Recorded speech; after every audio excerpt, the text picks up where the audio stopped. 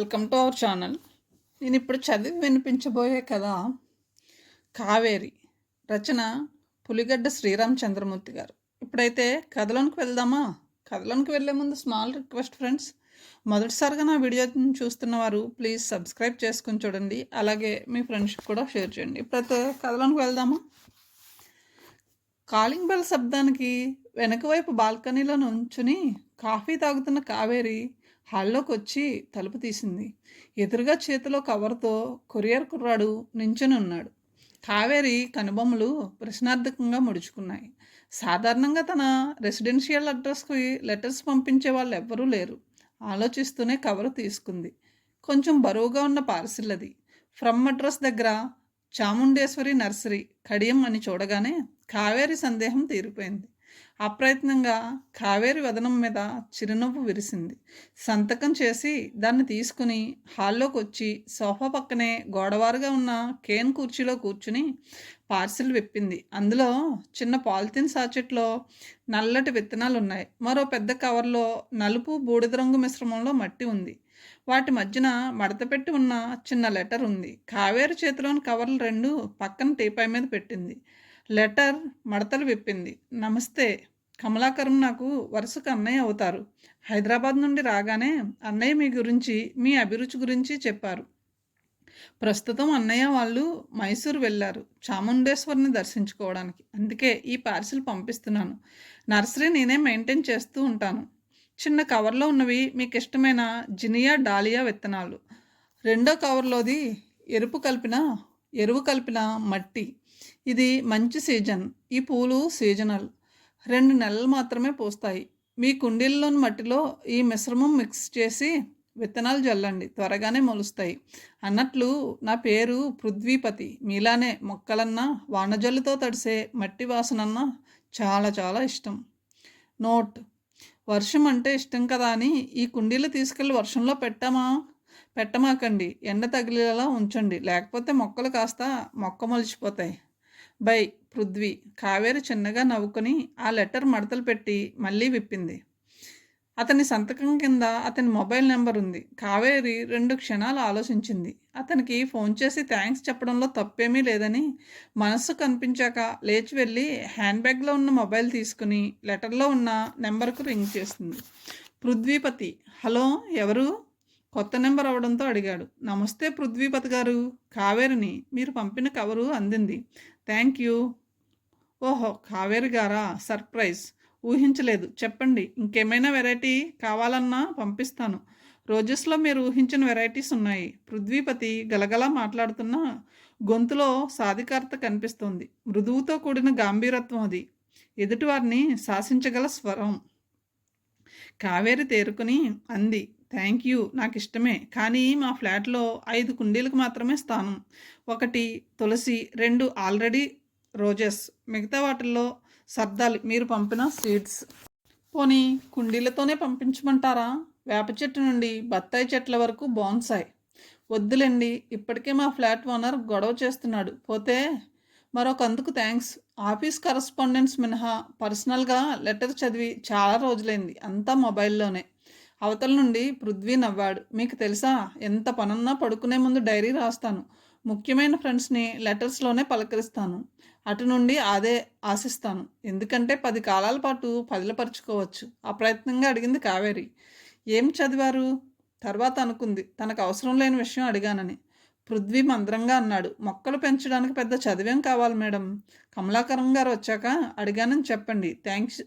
Thank you once again అంటూ సంభాషణ ముగించింది. మొబైల్ను హ్యాండ్ బ్యాగ్ మీద పెట్టి వచ్చి కుర్చీలో కూర్చొని టీపాయ్ మీద ఉన్న ఆ ఉత్తరం మళ్ళీ చేతిలోకి తీసుకుంది. పృథ్వీపతి స్వరంలాగానే అతని దస్తూరి కూడా స్పష్టంగా, కుదురుగా, సూటిగా ఉంది.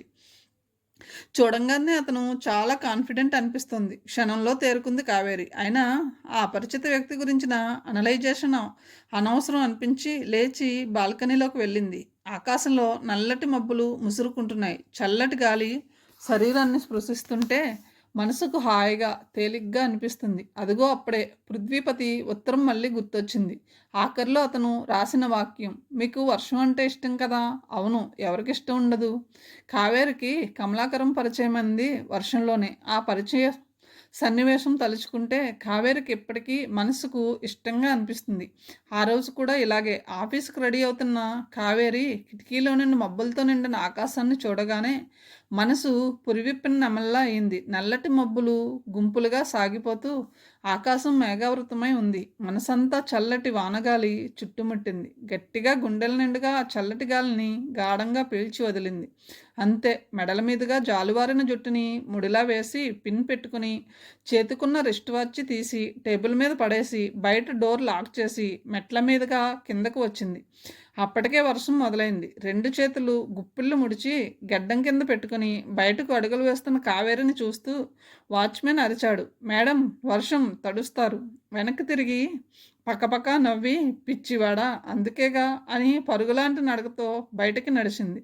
ఆ అపార్ట్మెంట్లో నుండి రోడ్డు మీదకి వెళ్ళిన వాళ్ళు ఊహించిన వర్షం ఉన్నట్లుగా కంగారుగా మగాళ్ళు బ్రీఫ్ కేస్ తల మీద పెట్టుకుని ఆడవాళ్ళు చున్నీళ్ళు ముసుగ్గా కప్పుకొని మళ్ళీ వెనక్కి పరిగెత్తుకొస్తుంటే వాళ్ళ వైపు జాలిగా చూసింది. రోడ్డు మీద ఒకే గొడుగు కింద వెళుతున్న జంటను చూసి అమాయకులు అని మనసులోనే నిట్టూర్చింది. అపార్ట్మెంట్కి వెనక వైపు పెద్ద పార్క్ ఉంది. అందులో పిల్లల కోసం ఉయ్యాళ్ళు జారుడు బల్ల అన్నీ ఉన్నాయి. కావేరి చిరుజల్ని ఎంజాయ్ చేస్తూ ఆ పార్కులోకి నడిచింది. వరుస క్రమంలో అందంగా పొందిగ్గా పెంచిన మొక్కలన్నీ దుమ్ము వదిలించుకుంటూ తడిసి అభిషిక్తమవుతున్నట్లు ఆనందంగా పచ్చటి కొమ్మలతో తలలూపుతున్నాయి. ఆ సమయంలో ఆ పార్కులో బెంచీల మీద పేపర్ చదువుతూ కబుర్లు చెప్పుకుంటూ కాలక్షేపం చేసే ఆ అపార్ట్మెంట్ తాలూకు వాళ్ళు వర్షం మొదలవగానే లోపలికి పరిగెత్తారు. కానీ కావేరి పార్కు మధ్యన అలాగే నిలబడింది. కళ్ళు మూసుకుని 2 చేతులు విశాలంగా వెనక్కి చాచి ఆకాశం వైపు తలెత్తి ఆ వర్షాన్ని ఆనందాన్ని ఆస్వాదిస్తూ అలాగే నిలబడిపోయింది. 2 నిమిషాల తర్వాత చప్పట్లు. ఆ వెంటనే వెరీ గుడ్ అన్న స్వరం విని ఉలిక్కిపడి అటువైపు చూసింది.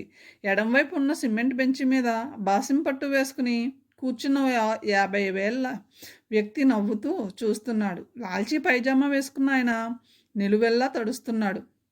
ఆయన బట్టతలపై నుండి నీళ్లు చింది జల్లుగా ఆయన భుజాల మీద పడుతున్నాయి. పక్కనే మోకాళ్ళ దగ్గర బెంచి మీదనే తెరిచి ఉంచిన గొడుగు, దాని కింద ఫ్లాస్కు, కాఫీ కప్పు, సాసరు వెచ్చగా కావేరి వైపు చూస్తూ నవ్వుతూ ఆహ్వానించారు ఆయన. రా అమ్మాయి, పిచ్చమ్మాయి, తోడు కోసం చూస్తున్నా.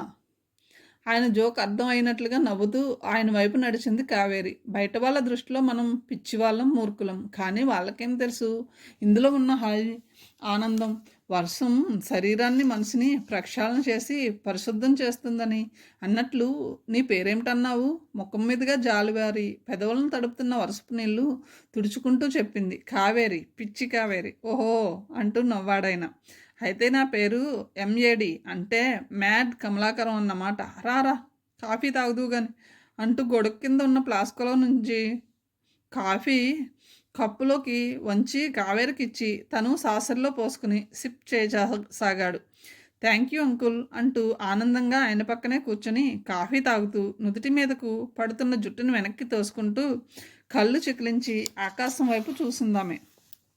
ఆకాశం నల్లగా దట్టంగా మేఘాలతో నిండి ఉంది. వర్షం కనీసం ఓ అరగంట వరకు కురిసేలానే అనిపిస్తుంది. వేసుకున్న డ్రెస్ పూర్తిగా తడిసిపోయి శరీరానికి అతుక్కుపోయింది. ఆయన సాసరిని పక్కన పెట్టి మూతి తుడుచుకుంటూ అన్నాడు. అయితే నిన్ను వర్షంలో తడవద్దని చెప్పేవాళ్ళు ఎవ్వరూ లేరా అమ్మాయి? లేరంకుల్, ఒక్కదాన్నే జాబ్ చేస్తున్నా. తమ్ముడు వేరే ఊళ్ళో ఉంటాడు.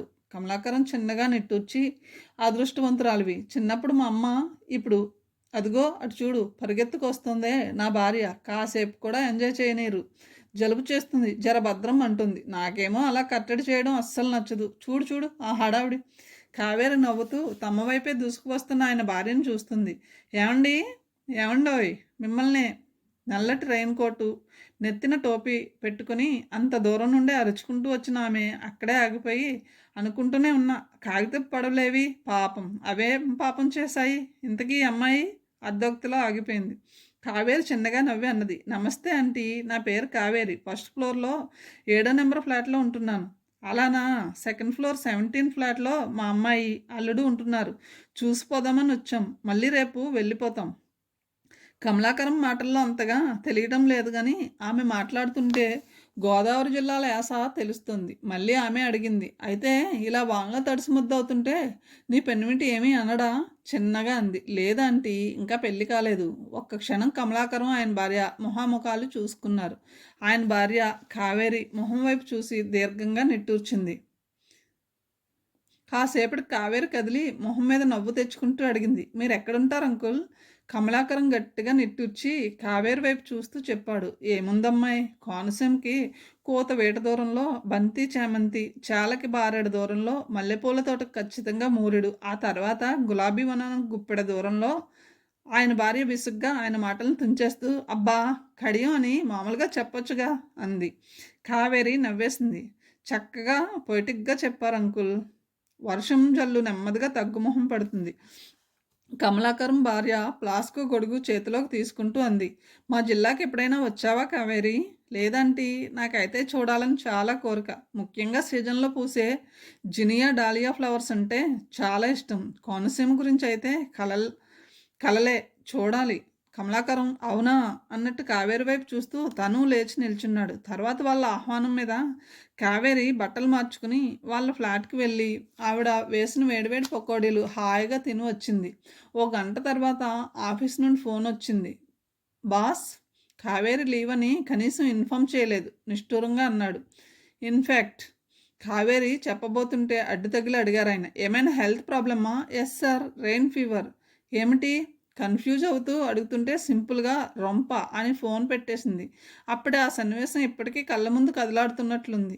తను మర్చిపోయినా గుర్తుంచుకున్న కమలాకరం అంకుల్ సీడ్స్ పంపినందుకు మెచ్చుకోకుండా ఉండలేకపోయింది. 2 కవర్లను జాగ్రత్తగా అల్మారాలో భద్రపరిచి ఆ పక్కనే ఉన్న ఫ్రిడ్జ్లో నుండి కూరలు తీసుకుని వంటింట్లోకి వెళ్తుండగా ల్యాండ్లైన్ ఫోన్ మోగింది.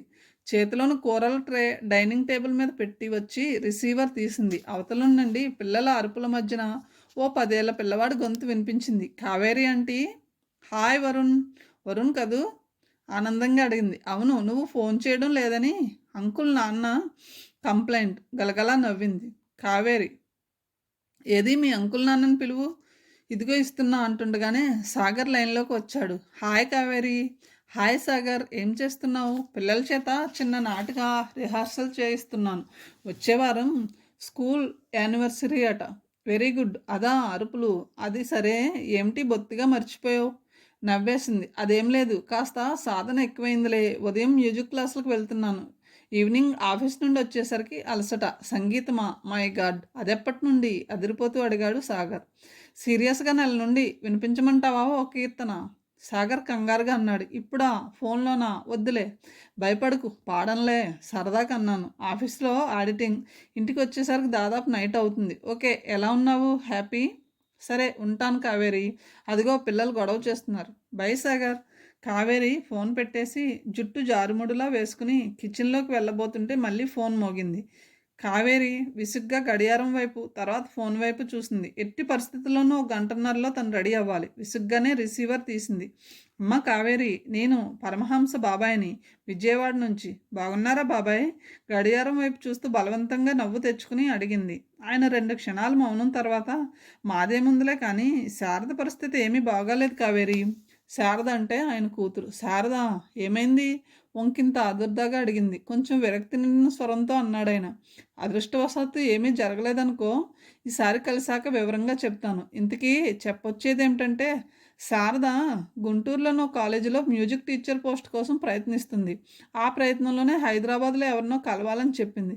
రేపు హైదరాబాద్ వస్తుంది, నీ దగ్గరికే వస్తుంది. అలానే బాబాయ్. అంటే నా ఉద్దేశం ఎలానూ ఒక్కదానివే ఒంటరివి, నీకు ఇబ్బంది ఉంటుందనుకోను. 2 రోజులు ఉండి వస్తుంది. ఏమంటావు అమ్మాయి? కావేరికి ఒక్కసారిగా మనసంతా చిరాగ్గా అనిపించింది. పల్లబిగున కంట్రోల్ చేసుకుని మీ ఇష్టం అని రిసీవర్ పెట్టేసింది. ఆయన మామూలుగా కంటిన్యూ చేసి ఉంటే బాగుండేది, కానీ చివరిలో ఒంటరి దానివే కానీ జాలి, సానుభూతి వ్యక్తం చేయడం అస్సలు నచ్చలేదు కావేరికి. చిరాగ్గా అనిపించింది. కిచెన్లోకి వెళ్ళి కూర తరుగుతుంటే ఎందుకో మనసంతా మూడీగా, మెదడు వెల్తిగా అనిపించింది. అలాగని ఎవరి మీద కోపము రాలేదు. ఒకరి సానుభూతి, జాలి భరించడం కష్టంగా ఉంది. పైగా అది ఎగతాళిలా, వెక్కిరింపు ధోరణిగా అనిపిస్తుంది. మనసుకి ఎంత సర్ది చెప్పుకున్నా బీపీ పెరుగుతున్నట్లు అనిపిస్తుంది. తరుగుతున్న కూరని మధ్యలో వదిలేసి లేచి హాల్లోకి వచ్చి ఏమాత్రం ఆలోచించకుండా సాగర్కి ఫోన్ చేసింది. హాయ్ కావేరి, ఏమిటి మళ్ళీ? ఏం లేదు, మనసేం బాగాలేదు, మూడీగా అనిపిస్తుంది. ఆఫీస్కి సెలవు పెట్టి నీ దగ్గరికే వచ్చేస్తున్నాను. సాగర్ అడిగాడు. ఏమిటి, ఎవరైనా హర్ట్ చేశారా? ఏమో అన్యాపదేశంగా అన్నది. చెప్పేదేదో సరిగ్గా చెప్పు తల్లి. ఇంత క్రితం మా బాబాయ్ ఫోన్ చేసి తన కూతురు శారదని 2 రోజుల పాటు పంపిస్తున్నానని చెప్పారు. నీకు ఇష్టమేగా? అది కాదు, నేనేదో లోన్లీగా మనిషి తోడు కోసం వెంపర్లాడిపోతున్నట్లు తెగ సానుభూతి చూపిస్తుంటే. అదా కావేరి, పెద్దవాళ్ళు వాళ్ళు ఏదో క్యాజువల్గా అన్నది పట్టుకొని సీరియస్గా తీసుకుంటే ఎలా? ఏమో నా ఫీలింగ్ అది. సరే వదిలే, మూడ్ ఆఫ్ చేసుకుని ఆఫీస్కి సెలవు పెట్టక్కర్లేదు. నా దగ్గరికి పరిగెత్తుకు రానివ్వద్దు. రిలాక్స్డ్గా ఆఫీస్కి బయలుదేరు. లంచ్ ఈ రోజుకి మీ క్యాంటీన్లోనే చెయ్యి. అంతేనంటావా? హఠాత్తుగా వచ్చిన నీరసంతో అన్నది కావేరి. ఈ రోజుకి ఇంతే, సరేనా? కావేరి ఫోన్ పెట్టేసి నీరసంగా వెళ్ళి సోఫాలో కూలబడి రిమోట్తో టీవీ ఆన్ చేసింది. అయినా మనసు లగ్నం కావడం లేదు. బాబాయే కాదు, చాలామంది నుండి రకరకాల వ్యాఖ్యలను ఎదుర్కొంది. ఎగతాళ, వ్యంగ్యమా, వెక్కిరింప? అవును, ఒక్కదాన్నే, ఒంటరినే. తనకి లేని బాధ, దిగులు వాళ్ళకి ఎందుకు? అలాంటి సందర్భాల్లోనే తిక్కగా అనిపిస్తుంది. చేతిలో ఏదుంటే దాన్ని విసిరికొట్టాలని అనిపిస్తుంది. అతి కష్టం మీద మనసు స్వాధీనంలోకి తెచ్చుకుంది కావేరి. ఎందుకో హఠాత్తుగా చెప్పలేని నీరసం వచ్చింది. లేచి వెళ్ళి బోర్నవిటా కలుపుకొని తాగి స్నానం చేసి వచ్చింది. అద్దం ముందు నిలబడి రెడీ అవుతుంటే పక్కనే క్యాలెండర్ ఫ్యాన్ గాలికి రెపరెపలాడుతుంది. కావేరి దృష్టి అప్రయత్నంగా వచ్చే గురువారం అంటే 18వ తారీఖు మీద పడింది. అప్రయత్నంగా దీర్ఘమైన నిట్టూర్పు విడిచింది. ఆ రోజు తన బర్త్డే. తన వయసు 42 దాటి 43లోకి పడుతుంది. చెంపల దగ్గర తెల్లబడ్డ జుట్టుపాయల్ని చెవుల వెనక్కు దువ్వేసి పిన్ పెట్టుకుంది. అద్దంలో పరీక్షగా చూసుకుంటూ ఉంటే కొద్దిగా గర్వంగా అనిపించింది. అది ఆత్మవిశ్వాసం తాలూకు ధీమా. అవును, తనకు ఇంకా పెళ్ళి కాకపోవచ్చు, ఒంటరిది కావచ్చు, కానీ తనకు మనసులో పెళ్లి గురించిన దిగులు ఏం లేదు. అసలు జీవితంలో పెళ్ళి ఒకటే కాదు, అంతకంటే విలువైనవి, ఉన్నతమైనవి తన కెరీర్లో ఎన్నో సాధించింది కావేరి. వాటిని తలుచుకుంటూ ఉంటే పెళ్ళి కాకపోవడం అనేది ఓ చిన్న సంఘటన అనిపిస్తుంది. ఓ 10 నిమిషాల తర్వాత కావేరి రిలాక్స్డ్గా రెడీ అయింది. ఆ రోజు డ్రెస్ కాకుండా చాలా రోజుల తర్వాత చీర కట్టుకుని చెవులకు జోకాలు పెట్టుకుని ఆఫీస్కి బయలుదేరింది. ఆఫీస్ స్టాఫ్ చాలామంది చీరలో ఉన్న తన్ని ఆసక్తిగా గమనించడం చూసి నవ్వుకుంది. సీనియర్ హెడ్ జగన్నాథ్ కాసేపటికి మనసు ఆపుకోలేక ఏదో నెపం మీద అటు వచ్చి, హాయ్ మేడం, ఏమిటి, ఏదైనా విశేషమా అంటూ అడిగాడు. నో, అదేం లేదు, జస్ట్ క్యాజువల్. మరీ బాగుండదని ఊరుకున్నాను, కానీ లేకపోతే పట్టుపరకుని ఓని వేసుకుందాం అనుకున్నాను సార్. ఓహ్! ఆ సమాధానం ఊహించని జగన్నాథ్ అతి కష్టం మీద నవ్వేశాడు. చేతిలోని ఫైల్స్ ఆమె టేబుల్ మీద పెట్టి, యు ఆర్ సో ఫన్నీ అన్నాడు. సీరియస్గా ఉంది కావేరి. ఫన్నీ కాదు, నిజమే. నా మనసుకు నచ్చినట్లు నా జీవితాన్ని నేను లీడ్ చేస్తున్నాను. జగన్నాథ్ ఆమె ముఖ కవలికలు చూసి హడావుడిగా వెళ్ళిపోయాడు. కావేరి ఫైల్ ఓపెన్ చేసింది. ఓ 10 నిమిషాల తర్వాత ఎదురుగా అయినా అలికిడికి తలెత్తింది. ఆఫీస్ బాయ్ చేతిలోని కవరు కావేరి టేబుల్ మీద పెట్టి వెళ్ళిపోయాడు. దాని మీద అడ్రస్ చూడగానే కనుబొమ్మలు ముడిపడ్డాయి. భద్రాచలం దేవస్థానం నుంచి వచ్చిందా కవరు. అడ్రస్ స్పష్టంగా తనదే. ఆలోచిస్తూనే కవరు చింపింది. లోపలే పసుపు అక్షంతలతో ఉన్న చిన్న పాలిథిన్ సాచెట్ చేతిలోకి జారింది. వెనువెంటనే వెనకే చిన్నగా దగ్గు వినబడితే తల తిప్పి చూసింది. సెక్షన్ హెడ్ సుందరరామయ్య చిరునవ్వులు చిందిస్తూ చెప్పాడు. మొన్న భద్రాచలం వెళ్ళాం కదా, రాములవారి కళ్యాణపు అక్షింతలవి. నేనే మీ అడ్రస్ ఇచ్చి పోస్ట్ చేయమన్నాను. అవి కనుక రోజు భక్తి శ్రద్ధలతో తల మీద ధరిస్తే వెంటనే కావేరి మొహం కందగడ్డలా మారింది. కళ్ళు ఎర్రబడ్డాయి. ఆవేశంతో ముక్కు పుటాలు ఎగిసిపడ్డాయి. అది 1 నిమిషం మాత్రమే. అతి కష్టం మీద ఆవేశాన్ని, కోపాన్ని కంట్రోల్ చేసుకుని పెదాల మీదకు చిరునవ్వు తెచ్చుకొని అంది. చాలా థ్యాంక్స్ సార్, నా గురించి ఎంత శ్రమ తీసుకున్నందుకు. జస్ట్ కాఫీ తాగుదాం, క్యాంటీన్కి వస్తారా?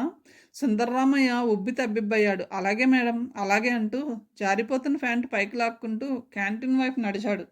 ఆయన వెళ్ళిన ఓ 5 నిమిషాలకు కావేరి కూడా క్యాంటీన్లోకి వచ్చి ఓ మూల టేబుల్ ముందు సుందరరామయ్య ఎదురుగా కూర్చుంది.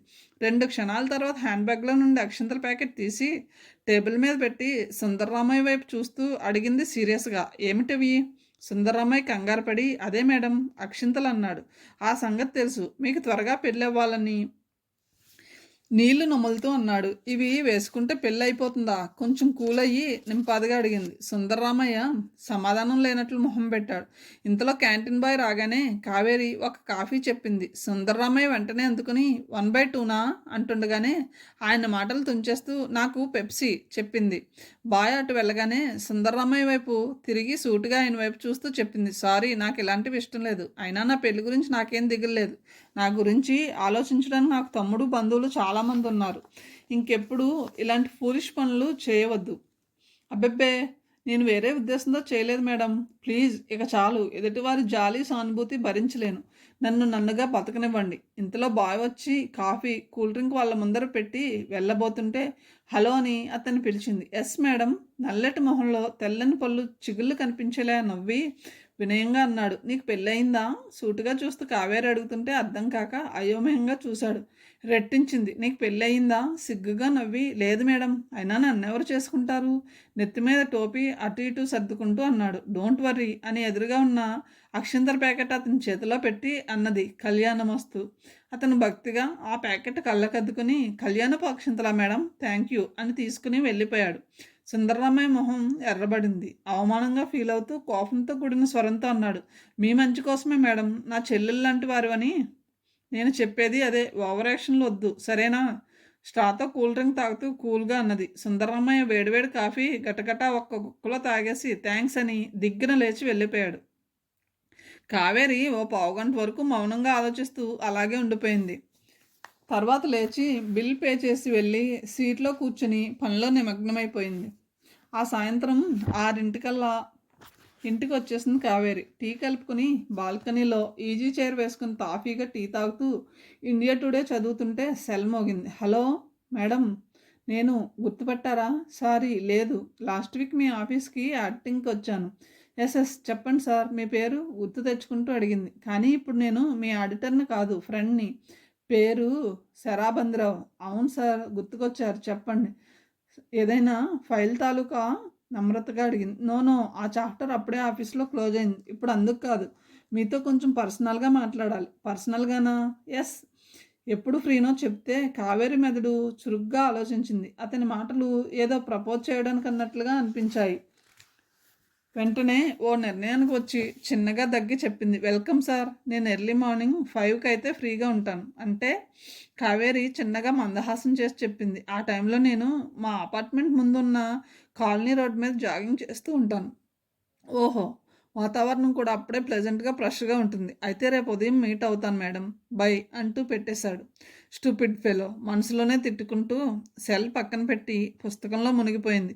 మర్నాడు ఉదయం 5 గంటలు. స్వల్పంగా మంచు కురుస్తుంది. చల్లటి మంచుగాలి పున్నాగ పూల చెట్ల మీద పరిమళంతో శరీరాలని స్పృశిస్తుంది.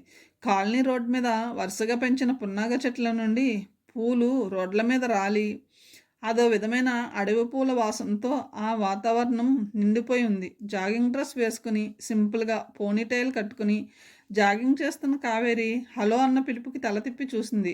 వైట్ ప్యాంట్, గల్ల టీషర్టు, నెత్తిన మంకీ క్యాప్, జాగింగ్ షూ వేసుకుని వెలిగిపోతున్న మొహంతో కావేరి వైపే గుడ్ మార్నింగ్ నడిచి వస్తున్న శంబర్రావు అన్నాడు. Very good morning sir.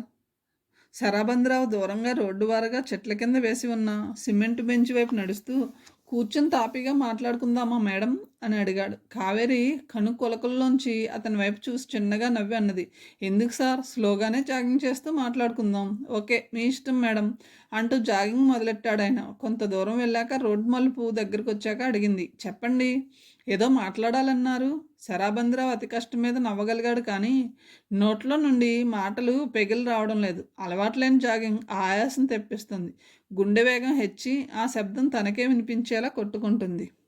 మాట్లాడండి, రెట్టించి నడకలో వేగం పెంచుతున్నది కావేరి. తలలో నుండి దిగజారుతున్న చెమటకి మొహానికి దట్టంగా పట్టించిన పౌడర్ చారకులుగా కారిపోతుంటే టీషర్ట్ అంచుతో మొహం తుడుచుకున్నాడు. అలా టీషర్ట్ గుండెల వరకు లాగడంతో లావుగా ఎత్తుగా చెమటతో తడిసి ముద్దైన పొట్ట వికృతంగా బయటపడింది. వెంటనే కావేరి వెగటిగా తల తిప్పుకుంది. అది గమనించి శరాబందిరావు గబాలన టీషర్ట్ మళ్ళీ జాగ్రత్తగా సర్దుకుని చిన్నగా హీనస్వరంగా నవ్వాడు. నా వయసు మీ వయసు కంటే 2 ఏళ్ళు పెద్ద. ఊహించాను, మీ ఫేస్ బాడీ చూస్తుంటే అర్థమవుతుంది టక్కున అన్నది. శరాబందిరావు మొహం ఎర్రబడింది. మొహం గంటు పెట్టుకున్నట్లుగా చూశాడు. అతి కష్టం మీద కోపాన్ని నిగ్రహించుకుంటూ అన్నాడు, అంటే నా ఉద్దేశం అర్థమైంది ఆడిటర్ గారు. మీరు నిన్న ఫోన్ చేసి పర్సనల్ అన్నప్పుడే ఊహించాను. పెళ్ళికి ప్రపోజలా? ఎస్, రొప్పుతూ ఆనందంగా అన్నాడు. అతి కష్టం మీద మాటలు పిగుల్చుకుని చెమటకు తడిసిన పెదాలను తుడుచుకుంటూ ఆయాసం కంట్రోల్ చేసుకుంటూ మళ్ళీ అన్నాడు, మీరు టూ ఇంటెలిజెంట్ మేడం. చెప్పకుండానే మ్యాటర్ అర్థం చేసుకున్నారు. అర్థం కాకపోవడానికి ఇందులో విశ్వ విశ్వరహస్యం ఏముందని అన్నట్లు మీ భార్య అర్ధోక్తిలో ఆగిపోయింది కావేరి. శరాబంధరావు నిలబడి, మేడం మీరు ఏమీ అనుకోకపోతే జాగింగ్ నా వల్ల కాదు. కాస్త ఆ చెట్ల కింద నిలబడి ఆ పై మాటలు రాక ఆగిపోయాడు. అబ్బబ్బే ఎందుకు, అయిపోయింది. జస్ట్ ఆ రోడ్డు మలుపు వరకు అంతే. ఆ రోడ్డు మలిపే ఓ 10 కిలోమీటర్లు ఉన్నట్లు కనిపిస్తుంది శరాబంధరావుకు. కళ్ళు బయర్లు కమ్ముతుంటే శక్తిని కూడ తీసుకుని పదండి అంటూ కదిలాడు. చెప్పండి, మొహం విచారంగా పెట్టి అన్నాడు. నా వైఫ్ పోయి 3 ఏళ్ళయింది. క్యాన్సర్తో పోయింది. పిల్లలు కూడా లేరు. సో సారీ శరాబంధరావు గారు. పేలవంగా నవ్వి నిరాశగా అన్నాడు. పర్లేదు మేడం, ఇప్పుడిప్పుడే ఆ బాధను మర్చిపోగలుగుతున్నాను. సారీ చెప్పింది మీ భార్య మరణం గురించి కాదు మరి? అయోమయంగా అడిగాడు. మీ ప్రపోజల్ అంగీకరించినందుకు. అంటే మొహం నల్లబడింది. అవును, నాకంటూ కొన్ని స్థిరమైన అభిప్రాయాలున్నాయి. మీరు నన్ను పెళ్లి చేసుకోవాలని అనుకుంటుంది జాలితో కాదు, ప్రేమతో, అంతకంటే కాదు. నోనో, అదేం కాదు. మీరంటే నాకు ఎంతో ఇష్టం మేడం. మహా అయితే వారం రోజులు ఆడిట్ చేసి ఉంటారు. ఆ 7 రోజుల్లోనే నా గురించి ఏం తెలుసుకుని నిర్ణయానికి వచ్చారు? నా డబ్బుని, నా ఒంటరితనాన్ని, నా 40+ని అడ్వాంటేజ్గా తీసుకుని పెళ్లి పేరుతో క్యాష్ చేసుకోవాలనుకుంటున్నారు. సారీ మేడం, నా ఉద్దేశం. శరాబంధరావు మాటల మధ్యలోనే కట్ చేస్తూ అన్నది. సార్, నాతో కలిసి గట్టిగా కిలోమీటరే నడవలేకపోయారు. జీవితాంతం ఏం నడుస్తారు? అమాయకంగా అడిగాడు. వెంటనే, అంటే మీ దృష్టిలో వేరే ఎవరైనా మంచి అథ్లెట్ ఉన్నారా? ఒక్కసారిగా పెద్దగా నవ్వేస్తుంది కావేరి. నో, అదేం లేదు. రోడ్ మలుపులో ఉన్న టీ కార్నర్ దగ్గర ఆగి 2 కప్పులతో టీ తీసుకుని ఒకటి అతనికి ఇచ్చి అడిగింది. సీరియస్గా తీసుకోలేదుగా. టీ కప్పు చేతిలోకి రాగానే అతనికి ప్రాణం లేచి వచ్చినట్లయింది. పక్కనే ఉన్న స్టూల్ మీద కూలబడి నిరాశగా అన్నాడు, అదేం లేదులే మేడం, టేక్ ఇట్ ఈజీ. నాకు కాలం కలిసి రాలేదంతే. వదిలేయండి. ఇది మీ సొంత నిర్ణయమా? ఎవరైనా సలహా ఇచ్చారా? మీ సెక్షన్ హెడ్ సుందర్రామయ్య. కావేరి మనసులోనే తిట్టుకుంది. ఇంతలో అటువైపు ఆటో రాగానే కావేరి ఆపింది. శరాబంధరావు లేచి బరువుగా కాళ్ళు ఈడ్చుకుంటూ శరీరాన్ని ఆటోలో చేరవేసి కావేరి వైపు తిరిగి సారీ మేడం అన్నాడు. చిన్నగా నవ్వంది. It's okay, by. తర్వాత కావేరి ఇంటి మొహం పట్టింది. అప్పటికి మంచు తెరలు తొలగిపోయాయి. పరిసరాలన్నీ వెలుగును నింపుకుంటున్నాయి. రోడ్ల మీద మనుషుల సంచారం సందడి మొదలైంది. నుదుట పట్టిన స్వేదాన్ని తుడుచుకుంటూ అపార్ట్మెంట్ ముందుకొచ్చేసరికి దాని ముందు అప్పుడే ఆగిన ఆటోలో నుండి భుజాన ఎయిర్ బ్యాగ్తో దిగుతోంది శారద. కావేరిని చూడగానే విష్ చేసింది శారద. Hi Kaveri aunty. కావేరికి ఆ పిలుపులోనే తేడా తెలుస్తుంది.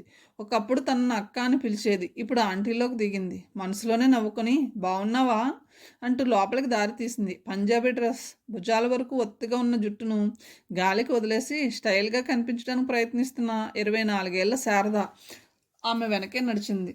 కావేరి లాక్ తీసి లోపలికి అడుగుపెట్టింది. వెనకే అడుగు పెట్టబోయిన శారద బ్యాగ్లో నుండి సెల్ ఫోన్ రింగ్ అవడంతో అక్కడే ఆగిపోయి ఫోన్ తీసింది. కావేరి లోపల నుండి చూస్తూనే ఉంది. శారద మొహంలో ఎందుకో సడన్గా సిగ్గులాంటి భావం తొంగి చూసింది. బుగ్గలు ఎరుపెక్కాయి. తగ్గు స్వరంతో అంటుంది, ఇప్పుడే. ట్రైన్ గంట లేటు, ఉంటా. తర్వాత లోపలికి వచ్చి సోఫాలో కూర్చుంది. ఈలోపు కావేరి జాగింగ్ డ్రెస్ మార్చుకుని ఫ్రెష్ అప్ అయ్యి వచ్చి కాఫీ కలుపుతుంటే శారదకు మళ్ళీ ఫోన్. గబాలను సోఫాలో నుండి లేచి బయటకు పరిగెత్తింది. కావేరి చేతులని కాఫీ కప్పు టీపై మీద పెట్టి తను తాగుతూ బయట నిలబడి రోడ్డు వైపు చూస్తూ ఫోన్ మాట్లాడుతున్న శారదనే చూస్తుంది.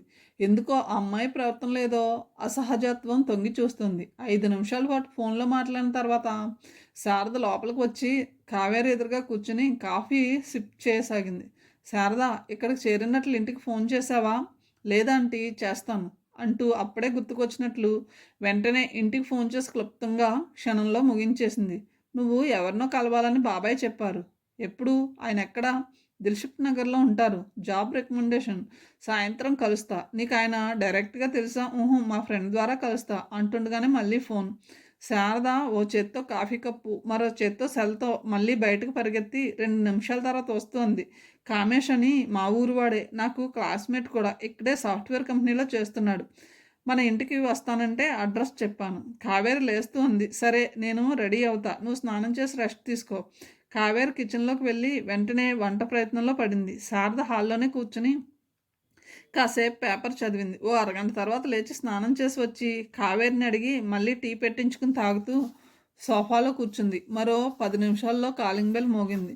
కావేరి కిచెన్ నుండి బయటకు వచ్చి తొంగి చూస్తుండగా శారద వెళ్ళి తలుపు తీసింది. మరుక్షణం శారద మొహం విప్పారింది. హాయ్ కాము, కమిన్ అంది తలుపు తీసి పట్టుకుని. శారద వెనకే లోపలికి వచ్చాడు కామేశ్. మురికిగా ఉన్న జీన్స్లో వెలిసిపోయిన ఇటుకురాయి రంగు టీషర్ట్ టక్ చేశాడు. సగం ఓడిపోయిన బెల్ట్ పక్కకి వేలాడుతోంది. మెడ మీదకి జులపాలుగా పెరిగిన జుట్టుకి పాయలు పాయలుగా బ్రౌన్ కలర్ షేడ్ ఉన్న రంగు వేశాడు. పెరిగిన గడ్డం, ముక్కు మీదకి జారిన చింతపిక్కలంతా ఉన్న కళ్ళద్దాల కళ్ళజోడు, ఎడం చెవికి చెవి రింగు, కుడి చెవిలో సెల్ ఫోన్ తాలూకు ఇయర్ ఫోన్స్. పాన్పరాగ్ నోలుతూ ఉండడంతో అతని దగ్గర నుండి ఒక విధమైన ఘాటైన వాసన వస్తుంది. చేతిలో కీ చైన్ గిరగిరా తిప్పుతూ లోపలికి అడుగుపెట్టిన కామేశ్ ఆఫ్రికా అడవుల నుండి సముద్రయానం చేసి వచ్చిన వాడిలా ఉన్నాడు. శారద వంకింత సిగ్గుతో కామేష్ని కావేరికి పరిచయం చేసింది. కావేరికి అతని వైపు చూస్తుంటే ఒక విధమైన ఆవగింపు, వికారం కలుగుతున్నాయి. కామేష్ కళ్ళజోడు పైనుండి కావేరిని ఆపాదమస్తకం పరిశీలనగా చూశాడు. తర్వాత హాలు, కిచెన్, అతని కళ్ళు అన్నిటినీ నిశితంగా పరిశీలిస్తూ బెడ్రూమ్ దగ్గర దృష్టి ఆగిపోయింది. తర్వాత అదోలా అతని పెదవులు విచ్చుకున్నాయి. ఏదో చెప్పాలని నోరు తెరిచాడు. అంతలో నోట్లోది ఉమ్మి వేయడానికి అటు ఇటు చూస్తుంటే కంపరంగా చూస్తున్న కావేరి బయట బాల్కనీలో ఉన్న వాష్ బేసిన్ చూపించింది. కామేష్ దాదాపుగా కావేరిని రాసుకుంటూ బాల్కనీలోకి వెళ్ళి ఆ కార్యక్రమం పూర్తి చేసి నోరు తుడుచుకుంటూ లోపలికి వచ్చి శారద దగ్గరికి వెళ్ళి చెవి దగ్గర ఏదో గుసగుసలాడాడు. శారద సిగ్గుగా అతని వైపు చూసి నవ్వింది. తర్వాత కావేరి వైపు చూసి నెమ్మదిగా అడుగులు వేసుకుంటూ కావేరి దగ్గరికి వచ్చి మెల్లగా అడిగింది, ఆంటీ మీరు ఆఫీస్ నుండి మళ్ళీ ఎన్నింటికి వస్తారు? కావేరి కనుబొమ్మలు ముడిచి అడిగింది. ఆగ్రహంగా అడిగింది. ఎందుకట? కంగారు పడి శారద అదేం లేదు, డోర్ లాక్ చేయాలని. కామేశ్ ఇదేం పట్టినట్లు తాఫీగా సోఫాలో కాలు మీద కాలు వేసుకుని వెనక్కి జరగలపడి నుదుటి మీద చేయి వేసి అరమోడుపు కళ్ళతో కూర్చున్నాడు. కావేరి కొంచెం హెచ్చు స్వరంతో అడిగింది, నువ్వు కలవాల్సిన వ్యక్తి అపాయింట్మెంట్ ఇచ్చింది సాయంత్రం కదా? అవునా ఆంటీ, కళ్ళు రెపరెపలాడుతూ ఆడిస్తూ అంది శారద. మరి మీ ఫ్రెండ్ని సాయంత్రమే రమ్మనకపోయావా? 2 నిమిషాలు మౌనం తర్వాత శారద ఏదో చెప్పబోతుంటే వెనక నుండి ఒక విధమైన జీరగా ఉన్న కామేశ్వరం వినిపించింది. కావేరి గిరుక్కున వెనక్కి తిరిగింది. వెనక నుండి నిశితంగా కావేరినే పరిశీలిస్తున్న కామేశ్ అన్నాడు, ఆంటీ డోంట్ వర్రీ, మీరు హ్యాపీగా ఆఫీస్కి వెళ్ళండి. మా గురించి, మా భోజనం గురించి, ముఖ్యంగా మీ ఇంటి గురించి పూర్తిగా మర్చిపోండి. ఆ బాధ్యత మాది. సాయంత్రం మీరు రాకపోయినా ఇల్లు లాక్ చేసి పదిలంగా కీస్ పువ్వుల్లో పెట్టి మీ ఆఫీస్లో అందజేస్తాం. ఒక్కసారిగా కావేరికి ఒళ్ళంతా సెగలు పొగలు కక్కి పూనకం వచ్చినట్లయింది. ఎంత ధైర్యం! తన ఇంటికి వచ్చి తననే బయటకు వెళ్ళమని హడావుడి చేస్తారా? గిరిక్కున వెనుతిరిగి వంటింట్లోకి వెళ్ళి గటగటా 2 గ్లాసులు మంచినీళ్ళు తాగేటంతవరకు శాంతించలేదు కావేరి. 5 నిమిషాల సేపు తనని తాను కంట్రోల్ చేసుకుంటూ కిచెన్ కట్టుని ఆనుకుని కళ్ళు మూసుకుని ఉండిపోయింది. తర్వాత టీ కలిపి తీసుకువచ్చి కామేష్కి ఇచ్చి నెంపాదుగా సోఫాలో కూర్చుని చేతిలోకి పేపర్ తీసుకుని అన్నట్లు ఈరోజు ఆఫీస్కి లీవ్ పెడుతున్నాను చెప్పింది. ఒక్కసారిగా శారదా కామేష్లు ఆశాభంగం చెందిన వాళ్ళ ఒకరి మొహంలోకి ఒకరు చూసుకున్నారు. హీనస్వరంతో అంది శారద, నా గురించి మీరేమీ వర్రీ అవ్వద్దు ఆంటీ. ఎందుకు లీవ్ వేస్ట్? కావేరి ఖచ్చితంగా చెప్పింది. అది నా ప్రాబ్లం. కాసేపటికి తేరుకున్నట్లయి కామేశ్ శారదతో అన్నాడు, సారు పోనీ వీలైతే ఆయన్ని ఇప్పుడే కలుద్దామా? శారద ఆ మాట కోసమే ఎదురు చూస్తున్నట్లుగా 5 నిమిషాల్లో రెడీ అయ్యి వస్తా అంటూ చెంగున లేచి లోపలికి పరిగెత్తింది. కావేరి పేపర్ చదువుతున్నట్లుగా నటిస్తూ మౌనంగా ఉండిపోయింది. ఓ 5 నిమిషాల తర్వాత భుజాన ఎయిర్ ప్యాక్ వేసుకుని వచ్చింది శారద. ఆంటీ పని అయిపోతే అటు నుండి అటు వెళ్ళిపోతా, థ్యాంక్స్ అన్నది ఒత్తి పలుకుతూ. థ్యాంక్స్ అన్న మాటలో వ్యంగ్యం, కోపం, ఎత్తిపడుపు, అసంతృప్తి అన్నీ కలగాబలకంగా ప్రతిధ్వనించాయి. కావేరి మౌనంగా తలూపింది. శారద మాటలు నిజం కాదని తెలుసు. వాళ్ళు సాయంత్రం వరకు ఏదో లాడ్జీలో గడిపి సాయంత్రం పని చూసుకుంటారు. బయటకు అడుగు వేయబోయి కామేశ్ ఒక్క క్షణం ఆగి బై ఆంటీ అని బయటకు నడిచాడు. వెనకే శారద. వాళ్ళు వెళ్ళగానే దడేలను తలిపేసి వచ్చి సోఫాలో కుప్పకూలినట్లుగా కూర్చుండిపోయింది కావేరి. మెదడంతా శూన్యంగా అయిపోయింది. చెప్పలేని నిస్త్రాన కమ్మేసింది. అంటే తన ఇల్లు వాళ్ళ దృష్టిలో అన్పెయిడ్ లాడ్జింగ్. తను ఎలాగూ ఒక్కతే కాబట్టి తనతో ఆఫీస్కి వెళ్ళగానే ఇద్దరూ యథేచ్ఛగా ఆలోచనలతో మనసంతా కంపరంగా అనిపించింది. వెంటనే లేచి వెళ్ళి అరగంట సేపు స్నానం చేసింది. నిజంగానే ఆఫీస్‌కి వెళ్ళే మూడ్ పోయింది. ఈ డిప్రెషన్‌లో నుండి బయటపడగలిగేది ఒక్క సాగర్ సమక్షంలోనే. సాగర్ వరంగల్‌లో ఉంటాడు. సాగర్ దగ్గరికి వెళ్ళి 2 రోజులు ఉంటే కానీ మనసు కుదుట పడదు. నిజానికి కావేరి, సాగర్ మంచి స్నేహితులు. అందుకే వరంగల్ వెళ్ళడానికి నిర్ణయించి సాగర్‌కి ఫోన్ చేసింది. సాగర్, నేను అరగంటలో బయలుదేరుతున్నాను. సాగర్ ఆశ్చర్యపోయి అడిగాడు, అదేమిటి ఇంత సడన్‌గా? అసలే తిక్క మీద ఉందేమో. ఒక్కసారిగా బగ్గుమంది. ఏం, నెల రోజుల ముందే నోటీస్ ఇచ్చి రావాలా? సాగర్‌కి అర్థమైనట్లుంది. ఓకే ఓకే, వెల్కమ్ తల్లి, వెల్కమ్, వచ్చేసాయి. కథను ఇంతటితో ముగిస్తున్నాను. తిరిగి తర్వాయి భాగంతో కలుద్దాం. Thank you.